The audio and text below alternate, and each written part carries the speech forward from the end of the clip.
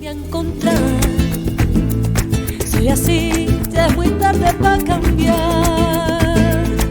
Yo no espero nada, vivo sin rumbo. Solo quiero amar cada segundo. Soy aquel. Welcome back, everybody, to a Little Less Fear podcast. Today, I would love to welcome back for the second time Mark Collins.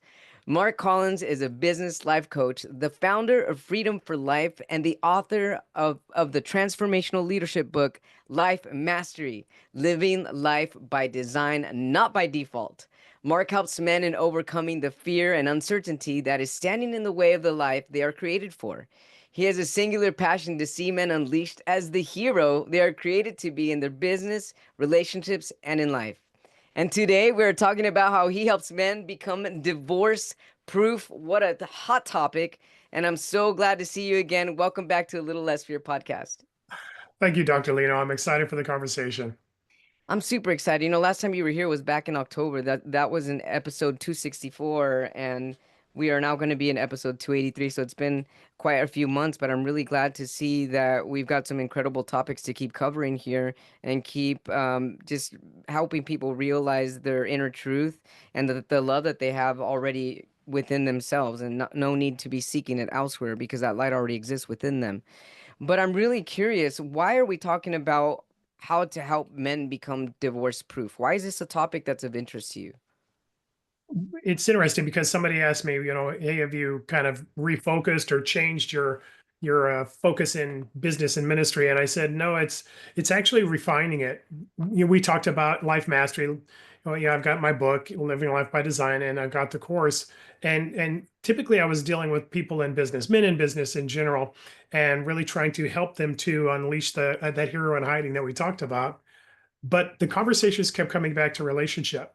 You know, a lot of times we want strategies in business to try and succeed in business, but the conversations I was having when it got to mastering your thoughts, words, and actions, living out of your identity, the conversation always seemed to roll around to relationships, to struggles in the relationship, or trying to figure out how to navigate it. Sometimes business is easier than relationship, especially if you're the person in charge, because I'm the decision maker, and I'm the person who signs the paychecks and whatever the thing is that you have. And even if you're a great boss or manager or leader of people, it's easier because there's a hierarchy of authority that allows you to have those conversations. But in relationship, now it's different, Dr. Lino. Now it's a negotiation for the middle, for that Wow, I place love of how you said that. Yeah, unity and vulnerability and authenticity, and it's trying to figure out, I'm not the boss of you, you're not the boss of me, but we're supposed to be united in this thing we're doing called our life, our relationship, and our time together. And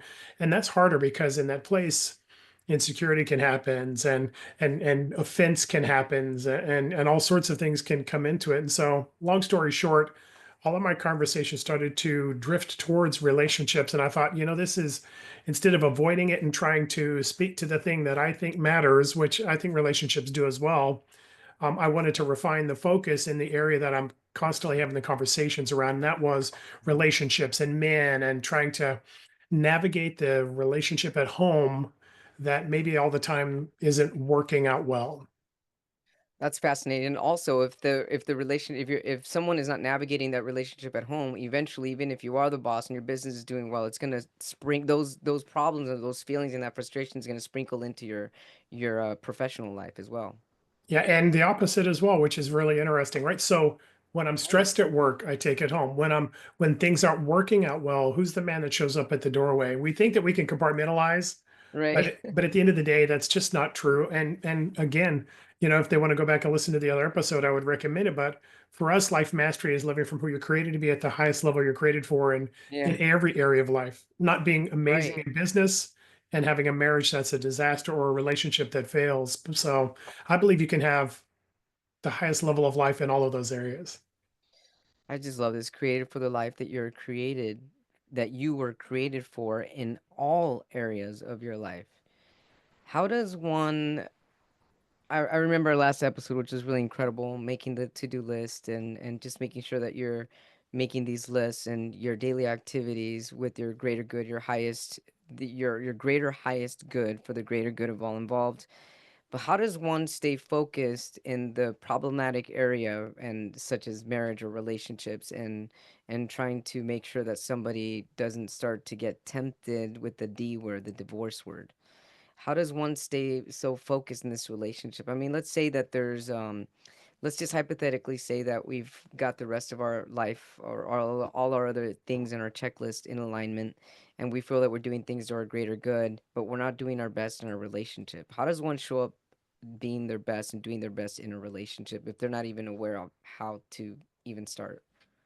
That's a great question. I think so. There's a couple of things. That word we talked about in our last conversation was identity. The foundation of everything we do in life mastery comes from identity. And what I said was, you're either living from who you're created to be or what your life has told you. Yeah. And our life has told us a lot of things. Academically, it may have told us that we're not good enough, or physically, it may have told us that we have this area where we're, I had pneumonia when I was 1 years old, and they told my parents to watch out because I could have asthma when I go to it, right. So there's those physical capabilities that may not be equal to other people's, but there's also the relationship side of it. And if I could tell a quick story, when I was 6 years old, I'm not sure if I told it on the last conversation we had, but so my dad was in the military, and so in the military in the United States, you have a job. It's called an MOS, and if your skill set is needed somewhere else, well, then you are taken to that place. So it's either you get up and move, and you're there for a few years, or they call it TDY, which is temporary duty, meaning that the person leaves, but the family stays. And he was in one of those positions where he went to a different country because they needed his skill set, his role. He was in the finance area. And so they needed him in a foreign country. And my mom was left with 4 young kids to take care of, and the household and the bills and all of that. First time that she had done that by herself since they had been married. She had 4 kids, my 2 older sisters, myself, and my younger sister. And it was overwhelming to her. And she had a nervous breakdown. And so she was hospitalized for a period of time. And myself and my siblings, my 3 sisters, were all separated into 4 different family members, took one each of us 4 kids, and took care of us in their household until my father was able to get back into the United States and she was able to recover. That changed the relationships that I had in my life from that point forward. And it wasn't my mother's fault, but there's an identity statement that you take from the experiences you walk through. And that experience, right, where the man who was a security and safety and the person who I could count on to be a protector was gone. And then the person who was my comfort, my care, my love, my compassion was gone. And in that place, this little man of 4 or 5 years old, he had an understanding, and the understanding was that people who love you leave you. Mm-hmm. And imagine growing up into your teenage years when you're having those first Oh dates yeah. with those people, or you're growing up into a marriage as a young adult and we're not getting along. Right. You understand what relationship looks like. Well, people who love me leave me. And then the emotional response to that is fear and shame and worry and grief and all those other things that come along with a relationship that's not working out. See, everybody has a life that tells them something. And many times that relationship is part of that life that's told us that maybe we're not as good as, or things don't work out for us, and you can't expect too much, or, the codependence, or there's some of the other things that we deal with. So, first off, it's understanding, is your relationship, I'll call, my wife, I've been married for 33 years. So is my wife a part of my relationship, a part of who I am, or is she a substitute for who I am? Do I need her to be validated as a man, as a husband, as a father, or is she a benefit in my life? I tell people this all the time. My wife is a benefit in my life, not a necessity, I love that. because I'm fully formed as an individual and confident in who I am apart from her. Yes. But my wife makes every part of my life better. I'm better as a man. I'm better emotionally, relationally, and socially because I have a wife like she is. And so I'm not invalidating the things that she brings to the relationship, but I don't need my wife to prove who I am. I already know that. But many times we need that in our relationship. And by the way, this is 33 years. Early on in our marriage, that wasn't the case. Early on in our marriage, I was an insecure man who needed to have a great relationship, needed you to make me feel better about me. And when that wasn't working out, we had our challenges, we had our conflicts, we were on the verge of divorce. And I had to figure out what was standing in the way. And what was standing in the way in my life mastery journey was an identity statement and insecurity that said that people who love you leave you.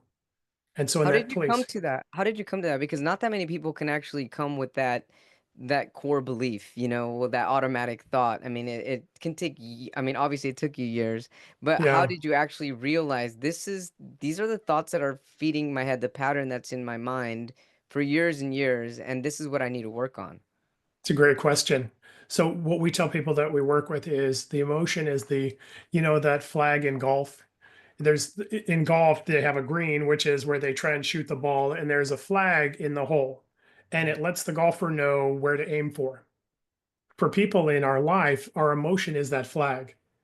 It's the indicator that, hey, there's something going on here that you may want to address.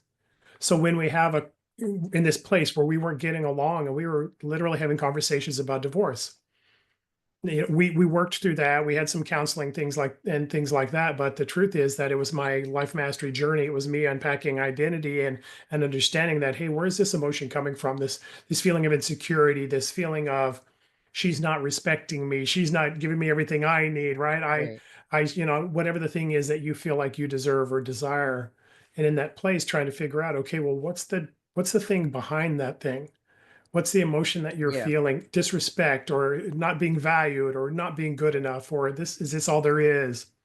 And in that place, starting to figure, okay, well, where is this coming from? And starting to unpack again, living from who you're created to be or what your life has told you. When you feel that insecurity, that fear, that worry, that anger, that disrespect, or what have you, what's the underlying thing? What's the identity statement you're taking from this? Yeah, I love that. And where did that come from? Where's the first time you felt like you couldn't trust the relationship, like you're going to be abandoned, like you're going to be left Right. behind? And in that place, again, emotion is a flag telling you what you need to address. It's your current emotion isn't the first time you felt it, it's just the latest. It's a response to what you believe is the correct response to what I'm doing. So Right. when relationships are working out well, oh, I know how I'm supposed to feel: angry, worried, stressed, right?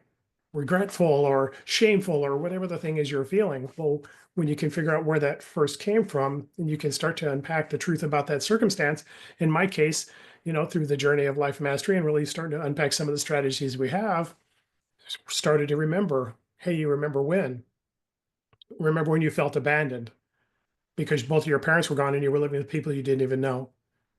And here's the lie that I believed, that I wasn't worth loving. Here's the truth that I found out in my life mastery journey. When you start to understand identity, you can start to look at your past from the truth of what it is, not who you are. And in that place, started to understand that it wasn't that I wasn't loved. My father had a responsibility to his job and he did it, which is admirable. And my mother had a circumstance that she couldn't cope with. It wasn't a statement of my value in their lives. It was a statement of his responsibility and her inability. And in that place, it had no bearing on their love for me or her love for me. It was just something she had to be helped to walk through at the time. When I understood that, when I saw that, when I realized the truth of that circumstance, it changed my relationship from that day forward, because now I wasn't clinging onto a relationship or shoving one away because it wasn't working out. And you know how it goes. If this isn't going to Sure. work out, I'm going to be the first one to break up. I'm not going to, Yeah. right? I'm leaving. Right. You don't think about those things, but that's kind of how you react. Hmm. I'm going to make sure I don't get hurt. So I'm going to do the thing first. I'm going to break up. I'm going to get divorced. I'm going to do this. But in that place, instead of doing that as a response, I started to be able to unpack, okay, well, if that's not the truth and I know who I am, what's the man that's supposed to show up in this relationship? Who am I supposed to be? And what am I expecting from her that I'm not giving to her? I love that. Who am I supposed to be in this relationship? That's a great Yeah. question. I have another question. In regards to when you realized that where this insecure feeling was coming from, did you have to go through a period of like forgiveness, or was that just all encompassing? That was forgiveness, having that epiphany. Yeah. I think in some cases, in some places, forgiveness will be important. Hmm. And so if you're being abused or you were being belittled or what have you, there's a forgiveness that allows you to release yourself from the burden of that issue. Yes. And that's very valuable and very valid. In the case of my parents, it was really a realization of who they really were. Sometimes we look at them as who we want them to be, Right. Yeah. and when they don't meet that expectation, it wounds you. And in this case, it was who I felt she should be versus what her reality allowed her to be. And so there wasn't forgiveness that was needed, but a realization of who she was and giving her permission to be that. And again, if you're in a place where you've been abused or you've been, traumatized through something you've done, I'm not saying that um, you make excuses for who the person was. Mhm. But this was a circumstance where there wasn't abuse, there was just a response to the circumstance I was walking in. So forgiveness wasn't needed because offense wasn't given. I But love in this. Yeah. but in those places where it is, then as you can, forgiveness is something that's important, not validating the behavior, but expressing I refuse to allow this to tell me who I am anymore. Yes. And it's just so interesting that even if somebody doesn't purposely hurt somebody, that people become wounded because of a story they keep telling themselves. But it's really fascinating that once you actually go back to break it down and then realize where this emotion is coming from, how it's springing up all the time in certain little aspects in different areas of my life, then you're actually able to have that aha moment and clear off that negative energy that's been inside your heart for so long. Yeah, and it all starts with the emotion. It doesn't end with the emotion. A lot of programs will have you manage the emotion, right? Oh, I'm feeling insecure. Oh, okay, we'll talk yourself through it and, help yourself to be seen and to be heard and all of those things. And that's not that those aren't tools that you can use, but the challenge is when you only deal with the emotion as the thing to correct, we've talked about it, I believe, before, you're dealing with the fruit and not the root. Right. But when you're dealing with the identity statement that's causing the emotion, now all of a sudden you can unpack the thing that really is standing in your way. That's the difference between change in habit versus transformation that brings you freedom. Yeah. Because well, let's get a little deeper with that. How is that different than the change of habit? Because a habit is something you have to maintain your whole life. So insecurity comes up. I talk myself through it. What are you feeling? Breathe, breathe deeply, do these things, give yourself mantra to believe I am a person of confidence. I am a person of confidence. Right. And so I do those things until that emotion goes away, it subsides, it's not there any longer. And then it comes up the next time we disagree, or you don't answer the phone, or you don't answer my text, or whatever. And it happens the next time and the next time after that. When you're managing your life through habit, you never can get over it. It's always something you have to continue. I call it the cycle of change, because you're always changing yourself. You're always reminding yourself of who you are. And in that place, it becomes exhausting. It's that thing of, I can never move forward from it. I just need to manage it when it comes up. And I think that that's a lie that a lot of people have believed, that I should just manage my emotion, right? The anger management, or managing fear and Yes, managing those right, things. managing. But what if you didn't have to? What if those negative emotions were a response to what you're identifying as the thing that you need to be? When you live from who you're created to be, then fear doesn't have a place, and insecurity doesn't have anywhere to grab a hold of you at. So the difference between change and habit is something you never move past. You're always having to recreate it, recreate confidence, recreate those things. Transformation is when I understand who I'm created to be, I don't have to work myself up to become him. Because you I, already are. because I already am. And as the more I'm aligned with who I'm created to be, the less I have to work anything up to prove it, to show it, to get over it. And so Right. in that place, anger doesn't have a place for me, or insecurity doesn't have a place. We can have a disagreement, and I'm okay with me. Not that I don't have a part in resolving the issue, but this issue has no bearing on who I'm created to be. It's just a disagreement or a misunderstanding or a incorrect phrase that we need to work through. I love this. As you're speaking, I'm just seeing you light up. I see your aura, and I'm just like, "Wow, you're glowing." I love this. This is incredible, and I'm absolutely 100% feeling all of it.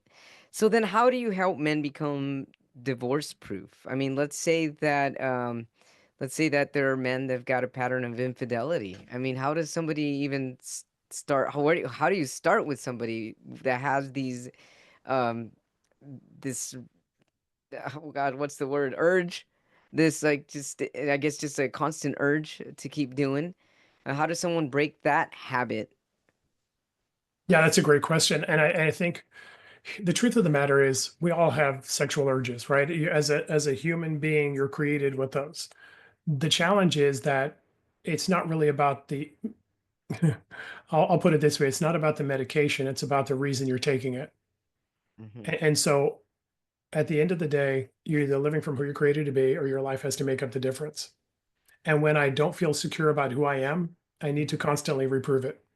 I've been in that place early on in relationships, Dr. Lino, that I was that person who was seeking out after sexual gratification, trying to have women in my life, having those kind of conquests and conversations and those actions.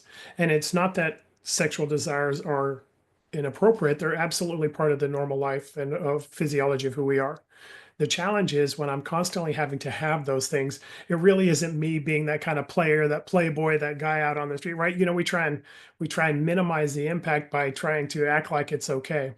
But what it is it's insecurity that's working its way out that I need to have these women in my life. I need to have this thing in my life. It's not a desire like, oh, you can't control it. Yeah, you can.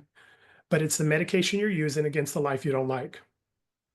Wow, I love that. So it's Same a as everything else. someone Same as reading. control, Yeah. having to control other people or your circumstances or outcomes. Same Mhm. as a man who has anger issues, right? The anger issue Mhm. isn't the anger issue. The anger issue is an insecurity issue that shows Mhm. up as anger. I'm going to get my way no matter what. And if it doesn't go my way, I'm going to be angry. So I'm either going to punish you or make sure that it happens the way I want it to. That's what anger, Yeah. that's what control is, that's what infidelity is. Because at the end of the day, you can get as much sexual gratification from your wife as you can from your wife plus 12 ladies. Mm-hmm. So it's not the sex that's the issue, it's the need to feel validated and valued that's the issue.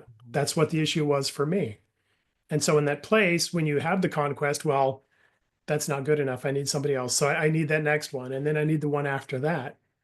Right. And these are all, again, the medication against the life you don't like. When you start to unpack that, when you start to understand that you're greater than the things you're walking through, you're greater than the life you're believing yourself to live. When you start to understand who you're created to be, not living from what your life has told you, well, now all of a sudden, I don't need you to make me feel good about me. It's not that relationships don't matter, but they're a horrible substitute for identity. They really are. I love how you said that. It's the medication towards a life you don't like. So when somebody is tempted for infidelity or substance abuse or other things, I'm just thinking the minds of what causes an addiction because for there's a lot of men where this is an addiction and That's what all they of call it. yeah, And because they call it that, it gives an excuse not to have to put the work in to overcome it. and makes it easier for them to kind of stick there. Well, I've got this addiction. Habits and change versus transformation. Yeah. Well, how do you simplify this to a man that's having these type of urges and feels that it's let's say a man says to you, "Well, I'm in my 50s now and I've been like this since I was 18 and this is these are all part of my needs. This is what makes me feel complete and strong and masculine and I really don't know how to overcome these type of struggles." Well, If it there's a difference between the two. That first guy I can't work with and I won't. Any man who excuses it away and acts like it's a part of who he is, well, I can't change your belief in yourself. And I don't want to put the time into trying. I can't want your healing more than Yeah. you do. Oh, right. And in that place, and unless you're looking for change, you won't find it. Mhm. If you believe that this is just who I am, you're just going to have to accept me for who I am. That's cool. But life mastery won't work for people who believe that they don't need to change. It's that guy that is tired of it, who's dealing with pornography or the secret sin or the thing he's hiding from his spouse or his, significant other. It's that guy that I can work with because I believe that on the inside he believes that I'm more than this. I just don't know how to get over this. And so that's somebody I can work with. And it's first by letting them know that thing that you think is the whole issue is really just the symptom. And it Yeah. doesn't mean that it doesn't have impact and hurt other people or yourself. What it does mean is if you're again fruit versus root. If I'm dealing with the symptom of I'm reaching out, I'm online, I'm talking to ladies, if that's the only thing I'm doing, then I'll constantly have to continue to manage that. Mhm. There's a difference between mastery and management. Management is dealing with it as it comes up. Mastery is aligning my life with who I'm created to be. So we understand it's a symptom, it's not the root. Well, the root is your identity. Who are you telling yourself you are? Your value, your worth, your integrity, right? All Yes. of those things that you're trying to find from other people, you'll never find from any of them, just like a Right. alcoholic addiction or a drug addiction, right? There's never enough. There's never that one more time and now I feel fully satisfied and Yeah. fulfilled. It's always the next one and the next one and greater and more frequently and all of that. That's dealing with your symptom, dealing with the root. The root cause is an identity statement that you're living out. You'll never be greater than you believe you are, and you'll never be worth more than you believe you are. And so, in that place, if I feel like this is all I deserve, or I'm just going to be satisfied for a moment, you'll make those decisions. And I've been there, and millions of guys have. Oh But yeah. it doesn't mean you have to stay there. What if there's more for you? What if you're greater? What if there's more value in you than the things that you're doing? And starting to unpack identity. We talked about that in the first program, right? An I Yeah. am statement, who you are apart from your experiences in past and apart from your accomplishments. Who's the guy looking back in the mirror? A celebration list of who are you created to be? What do you love about you? If you Mm-hmm. can, celebration Love list that. of what you love about you, and an accomplishment list of what are you accomplishing on a daily basis. Yeah. Many times we use these things to medicate ourselves because the life we don't like is the one that keeps showing up every day. I want to have more, but I don't have. I want to have amazing, but I got average. I want to go for great things, but I'm afraid to try. Right. And in that place, we substitute for those things that kind of numb us for a little period of time. But when you see that you're an accomplishment waiting to happen, that you're a man worth valuing and celebrating, that there's character and value and worth in who you are, then you naturally stop looking for other things as a substitute for it. Mhm. I love the way you speak. I It brings me so much peace. I love it. Hey, Mark, appreciate it. what about men saying, you know what, I've been in this relationship 5, 10, 15, 20 years and I'm bored now. I'm starting to get bored. I'm kind of curious. I don't want to be this type of guy, but I'm curious what it's like to talk to someone else. My wife kind of bores me now. I mean, what if it's not an issue of infidelity, but just curiosity because of boredom? Well, then what I'd probably say is she your wife or a roommate? I again, early on in my marriage with my wife, we were at the on the verge of divorce. We were struggling and challenged, and much of it was myself and me having to walk through identity statement and my life mastery journey to really unpack, get over the pain and the hurt of my past, and really live from who I'm created to be. So I'm not saying that I'm perfect and you're not, but what I would say is this: I felt like there was more and better out there than my wife, but it was really me needing that next thing to make me feel good about me. Right. When I started to invest in the life mastery, the strategies of mastering my thoughts, words, and actions, when I started to overcome those issues of feeling insecure and not worthy, I started to be able to love me. And in that place, was able more and more easily and more completely to love her. Mhm. You can't love somebody else more than you do yourself. And if I am Right. bored with you, it's probably because I'm bored with my life Hmm. and I need somebody else to make it exciting again. When I love who I am, when I love the person I am, when I'm living the life that I believe I'm created for, this is exactly who I'm created to be, then my marriage is an enrichment to me. My wife makes me better. Again, I told you in the beginning, my wife isn't a necessity, she's a benefit.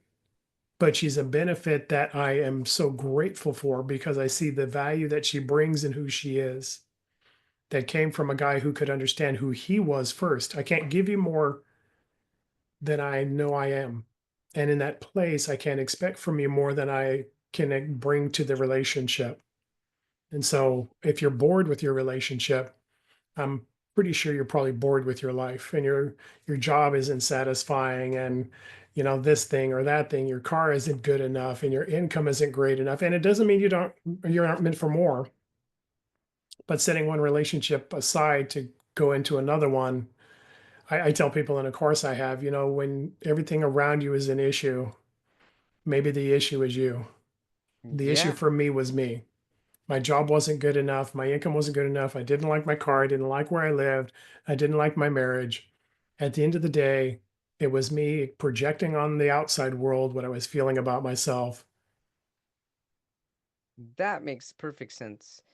And so, I mean, that also sounds like that it could cause depression with someone. The way you were saying that, like all this nothing. I'm not happy on the inside, so it's projecting onto the outside. I mean, that feels like it can turn into depression. Like, how do we, or how would you help navigate someone in this depression? How does one start to compartmentalize the parts that need to be, I guess, happier or more in alignment with someone's energy or their personal identity in order to make sure that their relationship gets salvaged? Yeah, it all comes down to identity, Dr. Lino. The more I love me, the more I'm able to love others. The more I love who I am and see the truth of who I am, the more the world doesn't have to make up the difference. Because challenges are going to happen.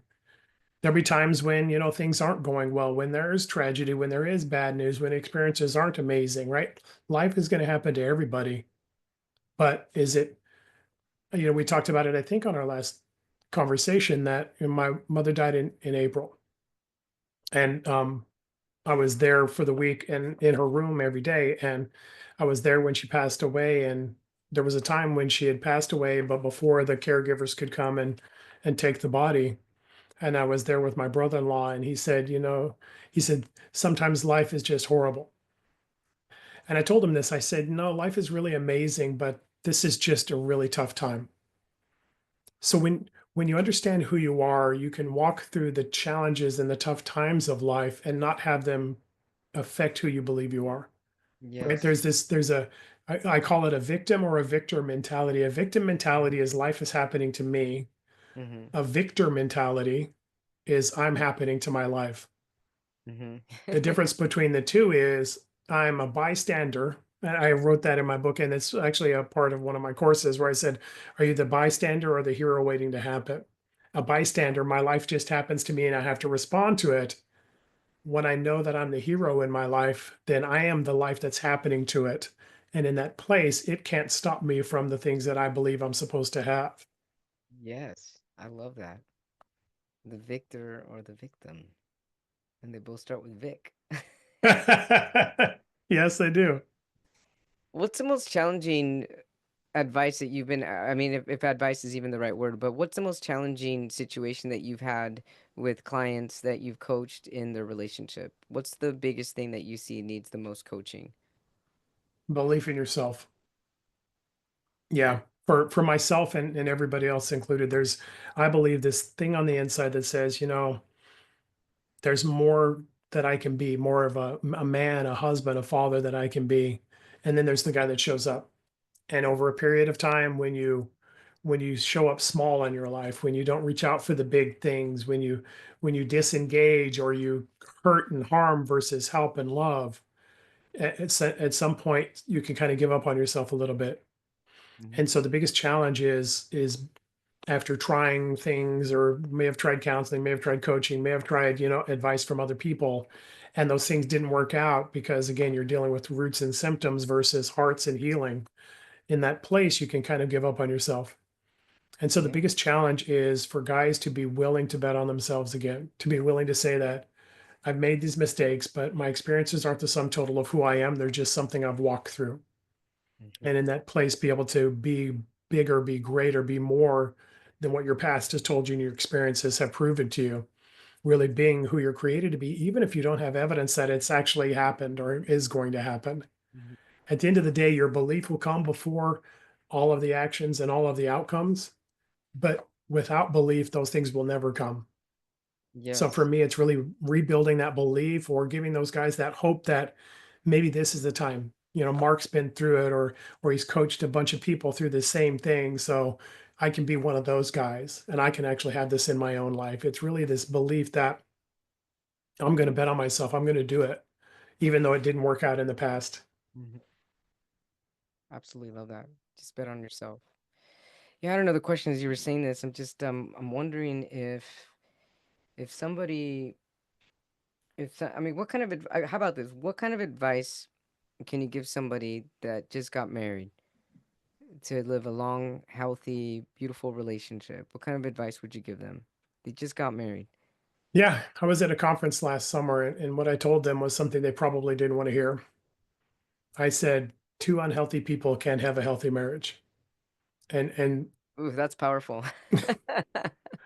And one unhealthy person can have a healthy marriage. If I'm healthy and she's not, or if she's healthy and I'm not, our relationship still won't work out. Right.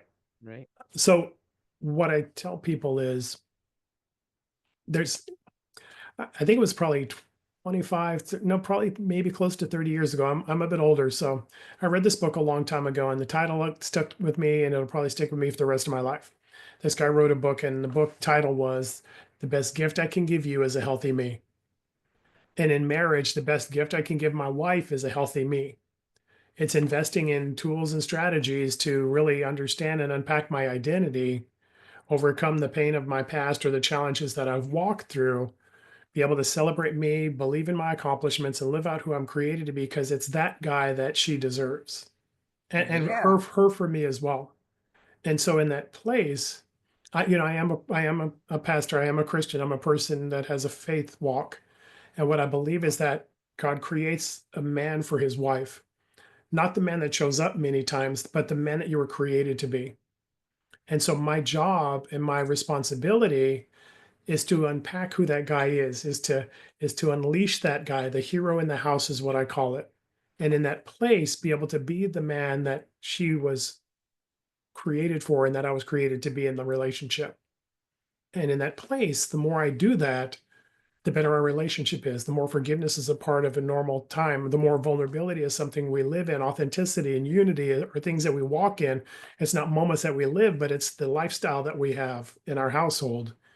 So even early on in your marriage, it's never too early to walk in freedom, to have life mastery be your lifestyle. And in that place, the outcome is relationships that are better than you could have imagined. That's so beautiful. And so you would advise or tell people that it's best to work on yourself first. So can people work on themselves together? No. Here's the truth. Many times we don't want to work on ourselves, we want to work on them. Right? She needs to change, or he needs to grow, or she needs to be more understanding, or he needs to be more empathetic, or whatever the thing is that we're doing. The challenge is that my journey is my own. You can't give me my identity, and you can't heal my hurt. Mhm. That's called codependence. And sometimes we're in relationships like that, where, like I talked about earlier, where I want your healing more than you do. And what it'll happen is you'll not get healed and I'll be frustrated. So, really, Right. you can want it for me. You can encourage me. You can be a cheerleader in my life. You can be there to support me. Yeah. But my journey is mine, Mhm. just like my past and my life experience, just like my thoughts are my own. It's me working on my own journey so that I can be better for us and you doing the same, that those things can happen. It doesn't mean you can't have the same journey. Obviously, life mastery is something that works for either sex, male or female, but at the end of the day, you've got to own it for yourself. It's your identity lived out. They can't project it on you. They can't tell you what it is. They can only support you in your journey and uncovering it and living it. Absolutely beautiful. I love talking to you. Mark Collins on the Little Less Fear podcast. How can our viewers or watchers and our listeners get a hold of you and your book? Thanks for asking. Like last time, I try and be a one-stop shop, and my one-stop shop is my website, freedom-4-life.net, freedom-4-life.net. You can find my course out there, Life Mastery, with all of the teaching, the training, all of the one-on-one court sessions, and all of that. You can also find an ebook version of my book on my website, so you can have it on any device you want. My book has a hard copy, whether it's paperback, hard copy, or Kindle, can be found on Amazon as well. And if you have questions about life mastery and whether it's for you and how you can develop it and live it in your own life, you can reach out to me at Mark, M-A-R-K, at freedom-4-life.net. Mark Collins, always a pleasure. So nice to see you again. Thank you so much for sharing your incredible light. You're glowing. I love it. I love you. And I'll keep in touch. Let's keep in touch. Absolutely, doctor. Thanks so much for the time. This was amazing. Thank you.